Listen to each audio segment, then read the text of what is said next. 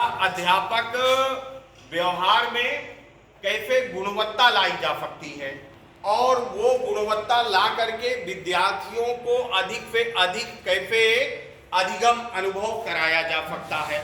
तो इन सब लोगों ने जैसे जैसे आज देखेंगे तो द्वितीय विश्व युद्ध के बाद प्रत्येक क्षेत्र में विज्ञान और तकनीकी का प्रभाव बढ़ा या तकनीकी उपयोगिता बढ़ी।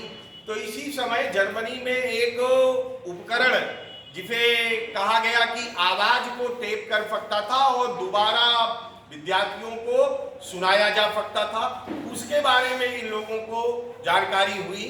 तो इन सब लोगों ने अध्यापक व्यवहार के बारे में सुधार किस तरह से लाया जा सकता है प्रशिक्षण कार्यक्रम में, उस दिशा में अपना शोध कार्य किया और इन्होंने सूक्ष्म शिक्षण का प्रतिपादन किया। तीनों लोगों का योगदान उस क्षेत्र में माना जाता है और डी एलन जो है जनक माने जाते हैं सूक्ष्म शिक्षण के। तो जहां कहीं पर आपसे पूछा जाए कि सूक्ष्म शिक्षण का विकास या सूक्ष्म शिक्षण संप्रत्यय का प्रतिपादन किसने किया, तो डी एलन ने किया। कहा किया 1761 ईस्वी में और संयुक्त राज्य अमेरिका में ये लोग स्टेट बोर्ड विश्वविद्यालय में अपने अध्यापक प्रशिक्षण कार्यक्रम में सुधार करने के लिए एक संप्रत्यय या मॉडल कह लीजिए विकसित किया, जो आगे चल करके सूक्ष्म शिक्षण के नाम से पूरे संसार में प्रसिद्ध हुआ।